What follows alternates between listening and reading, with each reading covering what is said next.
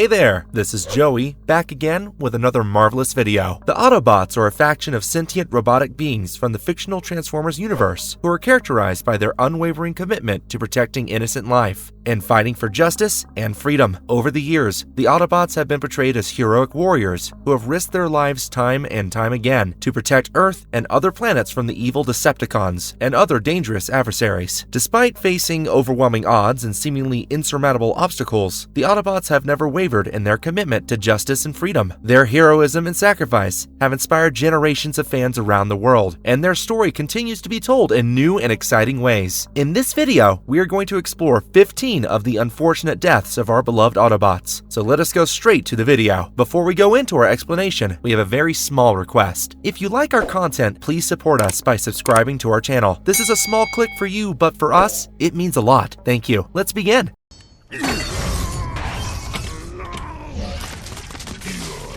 The shocking death of Optimus Prime in Revenge of the Fallen. Optimus Prime is the true meaning of heroism. He is the epitome of what a great leader can be, and he proves it time and time again throughout his righteous ideals and selfless actions for the greater good. Prime's heroism is not just physical, but also emotional and spiritual. He inspires others to be their best selves and leads by example, showing them what it means to be brave and honorable. Despite facing overwhelming odds and seemingly impossible challenges, Optimus Prime never gives up. He perseveres in the face of adversity and inspires others to do the same. He reminds us that even in the darkest of times, there is always hope, and that it is up to us to fight for a better future. We fans were shown one of the most shocking scenes in the great movie Transformers: Revenge of the Fallen. It is a heart-wrenching, brutal slap of reality when we see Optimus Prime dying at the hands of Megatron after putting up the fight of his life, literally. In an attempt to protect Sam Witwicky, the human protagonist of the movie, Optimus fights off 3 of the major warriors from the opposing faction, the Decepticons, in a 1 versus 3 fight against Megatron, Starscream, and Grindor. Optimus never stood a chance, but he did his best to come out triumphant and fought till his final signs of life. Optimus was able to injure Starscream heavily and decapitate Grindor, but eventually the numbers game caught up with his valor, and Megatron ran a blade through his chest and killed him. Even with his final words, Optimus displayed his determination as he departed from the world by saying, "Sam, run," showcasing his devotion till the very end. It is safe to say that Optimus's sacrifice is enough to make any human leak from their visual ducts.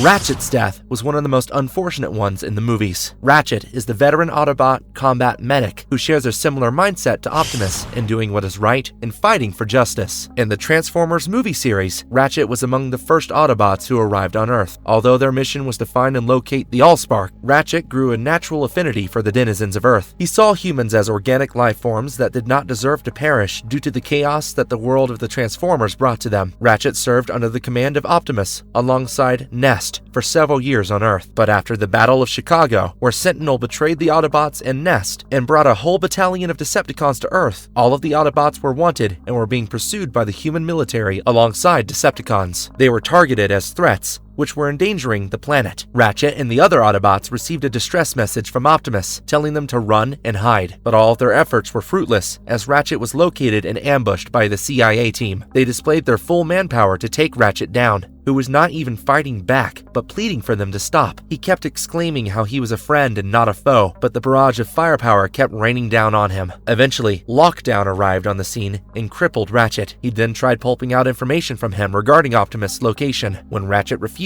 Lockdown killed him. The death of Ratchet is a significant moment in the movie, as it underscores the danger faced by the Autobots in their ongoing battle against the Decepticons. It also serves to heighten the emotional stakes for the other characters, who must now continue to fight without the aid of one of their most trusted allies. Take you, Optimus.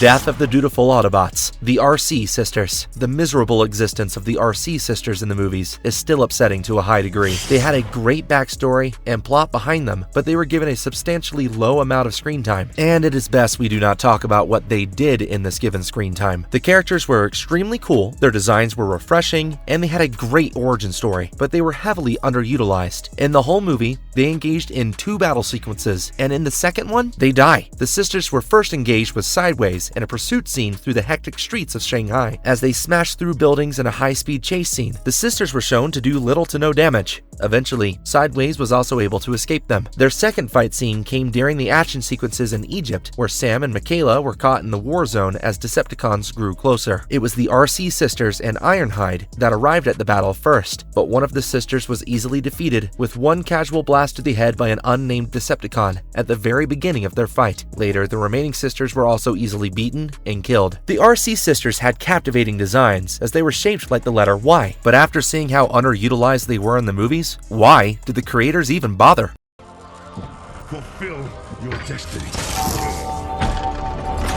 The Ultimate Sacrifice from Jetfire. Jetfire was originally a Decepticon who served as one of the Fallen's lackeys, but over time, Jetfire realized the scale at which the Decepticons were working and the uncountable casualties associated with it. This brought in a change of heart for this ancient Transformer. Following this revelation, Jetfire defected to the Autobots and served as a valiant member of one of the most trusted groups of flyers. Jetfire had lived a long life before he was revitalized by Sam in the Smithsonian. He was covertly hidden as a SR-71 Blackbird when Wheelie located him. Sam used the power of the Allspark to bring him back to life. Initially, they were scared of him as he donned the Decepticon logo on his body, but after they realized he was friendly, Jetfire informed them about the Star Harvester and the Matrix of Leadership. Jetfire was seen in action during the Battle of Egypt, where he entered the war zone and fought off multiple Decepticons. He engaged with Mixmaster and was able to showcase his brilliance in close quarters combat by decapitating him. After this, he was ambushed by Scorpionok and was heavily injured, possibly due to his slower than normal reflexes. Eventually, he was able to kill him too. After the arrival of the Fallen, while everyone else was stunned, Jetfire displayed his excitement to see Prime firsthand. In his final act of valor, Jetfire sacrificed his body and his living energy to give Optimus the boost he needed to protect them all. Jetfire instantly realized the high stakes of the situation, and he knew he had to sacrifice himself for the greater good, and he did so without a second thought.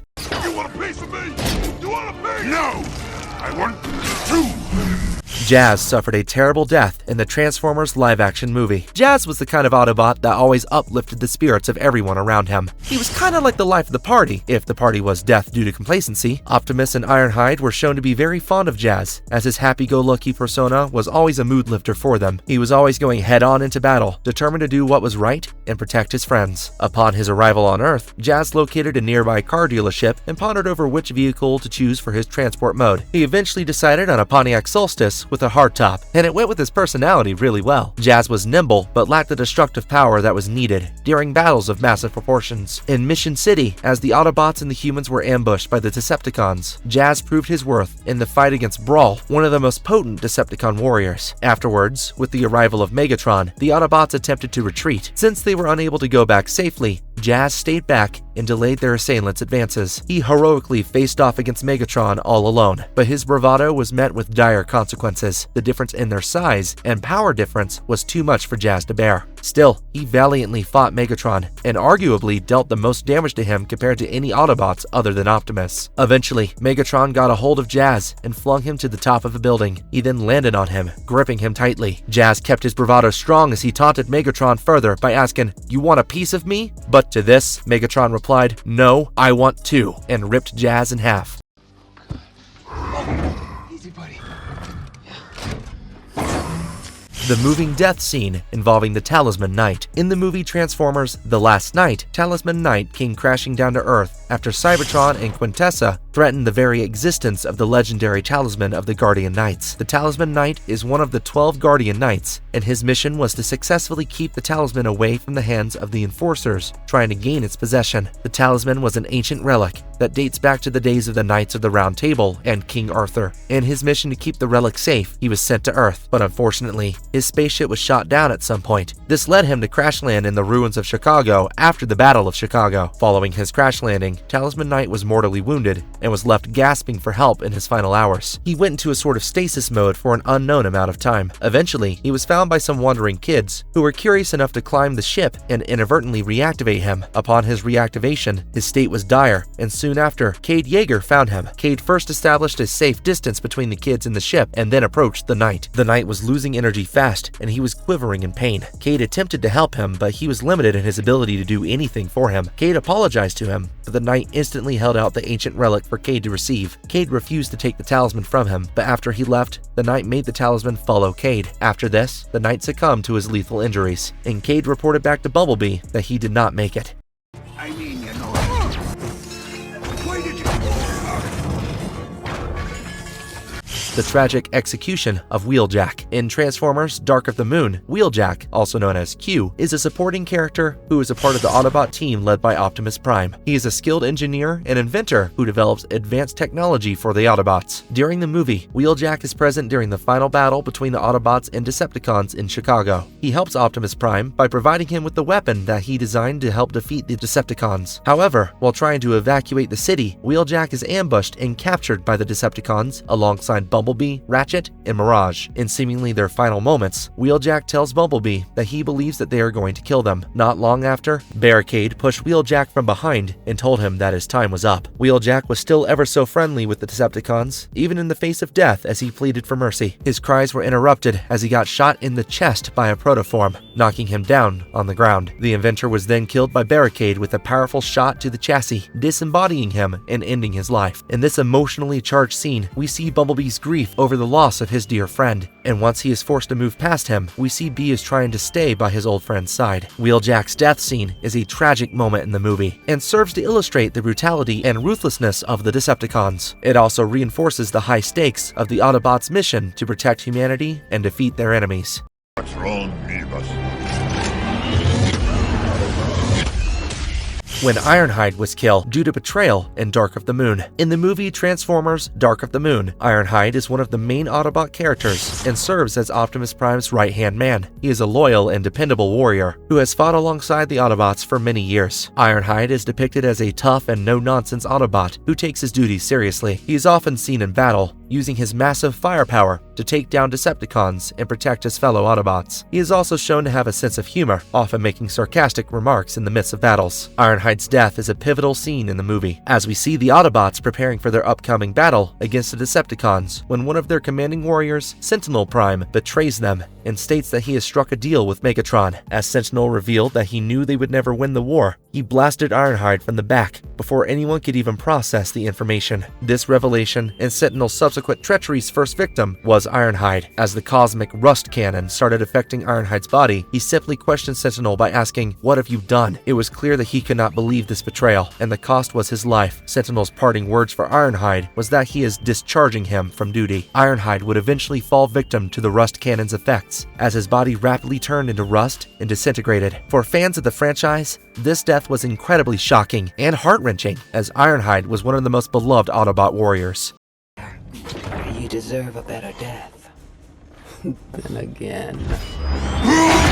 The violent death of Cliffjumper in Bumblebee. Cliffjumper was part of a group of Autobots fighting the Decepticon forces on Cybertron. Alongside Cliffjumper, this group consisted of Ironhide, Ratchet, Arcee, Brawn, and Wheeljack. They were heavily outnumbered and overpowered by the Decepticons until the timely arrival of Optimus Prime, who single-handedly shifted the tide of the battle. After saving them, Optimus commanded them to flee to planet Earth, where they will eventually regroup. After escaping Cybertron successfully, Cliffjumper met his unfortunate fate. His spaceship crashed and landed on one of the moons of Saturn. There, he was ambushed by two strong Decepticons named Dropkick and Shatter. They captured and tortured him to get information out of him on Optimus's whereabouts. Upon his refusal to convey any information, the two were about to kill him. Right then, they were able to trace back a communication symbol from Bumblebee back on Earth, which revealed their hidden location to them. Even though the Decepticons mentioned how Cliffjumper was a brave warrior and deserved a better fate, they sliced him in half before departing and relaying their newfound intel. Although Cliffjumper's appearance in the movie is brief, his death sets the tone for the film's darker and more serious approach to the Transformers franchise. It also emphasizes the high stakes of the war between the Autobots and Decepticons, and the sacrifices that were made by the Autobots and their fight for freedom and peace. Cliffjumper is a popular character in the Transformers franchise, having first appeared in the original animated series and later in various comic book series and video games. His appearance in Bumblebee was a welcome addition for fans of the character, even though it was brief.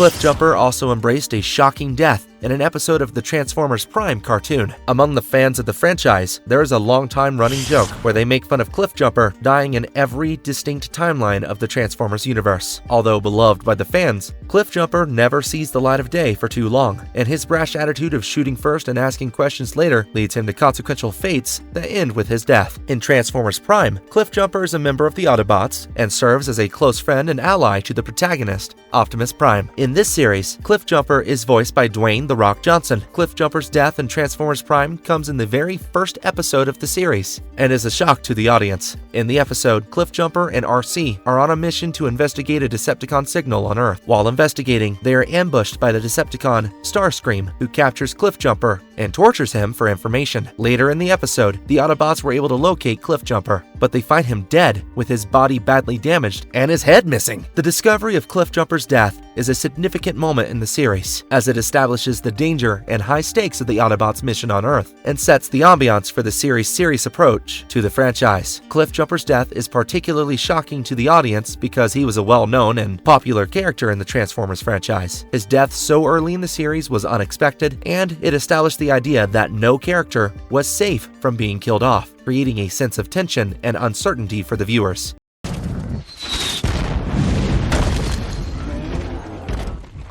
A helpless Canopy was hunted down in the last night. The gentle giant Canopy was seeking shelter out in the ruins of Chicago after the battle that took place there had left the Autobots dispersed and in hiding. He was not alone though, as he had his companions, Squeaks and Isabella, with him that cared deeply for him. Canopy would hide under a pile of rubble to save him from pursuing eyes, but when Isabella returned with a bunch of children who were trespassing, Canopy transformed into his robot form and let go of his camouflage to provide them with shelter. These Autobots were actively being hunted by the Transformers reaction force. When Canopy broke his cover, he was located by the satellites of the reaction force, and they targeted him for their next attack. The force was reluctant to shoot him at first as they realized there were a bunch of children around him. After being unable to determine his faction, the reaction force waited for the right moment to strike him with a missile after he had gone a safe distance away from the children. In his final moments, Canopy was urging the kids to hurry to safety as he did not want them to get hurt. But after the missile struck, he was unable to move as it had hit him in the chest. With lethal injuries, Canopy collapsed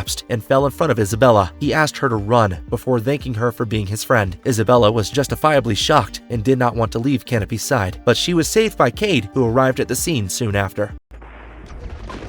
Oh, that's Leadfoot. They rip them apart. Savages. Leadfoot, the fallen soldier. Leadfoot is a minor Autobot character who appears in the third Transformers movie, Transformers: Dark of the Moon. He is a member of the Autobot subgroup known as the Wreckers, and his vehicle mode is a NASCAR-inspired Hendrick Motorsports Chevrolet Impala. Leadfoot's personality is portrayed as loud and boisterous, and he is enthusiastic about both going fast and fighting. He is a tubby Transformer who is quite adept at fighting multiple enemies at once. Even in his vehicle form, he boasts a plethora of weapons that he can fire at will. The Wreckers were charismatic warriors, a trio of Autobots that could cause mayhem wherever they went. They were badasses that were formidable combatants due to their sheer firepower and monstrous speed, and Leadfoot was one of the integral members of this group. He had an insatiable appetite for destruction and loved fighting. Leadfoot's death came after he left the Xantium to drop off on Earth alongside his team. During the Battle of Chicago, the Wreckers proved to be an integral part of the battle. They helped Optimus out of his plight when he needed assistance freeing himself from the cables he got stuck in after Shockwave's rage. Leadfoot was also one of the few Autobots that remained alive after the battle. Unfortunately, after the battle, the Autobots were being hunted. Optimus ordered all of them to go into hiding, but it was later revealed that even after Leadfoot followed this command, he was hunted down and killed by Cemetery Wind. He was later melted down for more parts. It is indeed an upsetting fate for an otherwise amazing character. Like to be a hero. A childish but impactful Optimus Prime death in the cartoons. In the Transformers animated cartoon, Optimus Prime had a brief but substantial death in the episode Transform and Roll Out. This episode was set in the aftermath of the battle between Starscream and the Autobots. During the battle, both Starscream and Optimus Prime were attempting to secure the Allspark. As the two would continuously gain the upper hand over the other, there was no clear victor. However, Starscream was eventually able to get the upper hand, and Optimus was left dangling from a blimp, hopeless as he would definitely fall to his death. Soon after, Optimus descended from the sky and fell through several stories of a building, right down to the asphalt below. Just as it happened with Generation 1 Prime, Optimus also started turning gray right after his seeming death. Since the episode was only the third part of a pilot episode of an animated series meant for a demographic of children, Optimus was revived within the next 75 seconds. After his death, Sari Sumdak used the Allspark key to revive him by imbuing him with its energy. On record, this is the shortest death and revival cycle of Optimus Prime. It didn't fulfill its purpose in giving the new audience a taste of what the original stories of the franchise are like. They were able to convey 5% of the gritty reality of these stories through this lighthearted death of the protagonist that only lasted over a minute.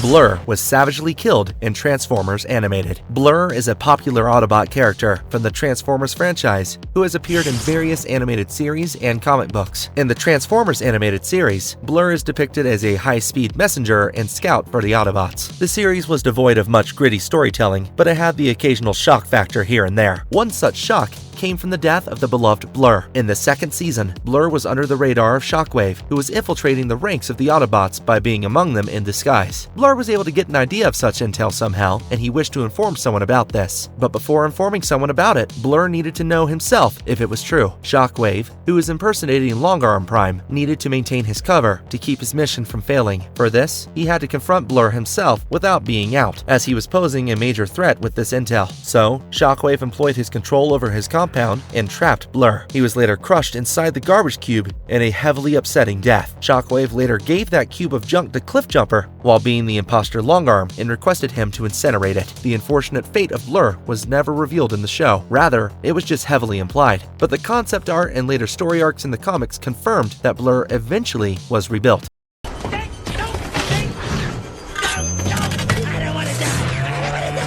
The unexpected death of Skids and Mudflap. Skids and Mudflap are Autobots who appear in the second Transformers movie, Transformers: Revenge of the Fallen. They are depicted as twin robots who transform into Chevrolet Beat and Trax concept cars, respectively. Skids and Mudflap are known for their comedic and eccentric personalities. They speak in street slang and often bicker with each other, but they are also loyal to the Autobot cause and willing to fight to protect humanity. However, their portrayal in this movie was controversial due to their depictions relying heavily on stereotypes and offensive caricatures. Many viewers found their dialogue and behavior to be crass and offensive, and their character designs were criticized for resembling spoofs of the black community. Even then, the characters had a separate fan base, as even with their flaws, they were quite endearing. Skids and Mudflap do not die on screen in the Transformers movie series. They make appearances in both Transformers: Revenge of the Fallen and Transformers: Dark of the Moon, but their fates are left unknown. In the comics, their deaths are at the hands of Sentinel Prime, as they sacrifice themselves to save Bumblebee from his wrath. Their absence from the subsequent Transformers movies, as well as other Transformers media, suggests that they may have been written out of the franchise. The lack of an on-screen death or explanation for their absence leaves their ultimate fate up to speculation.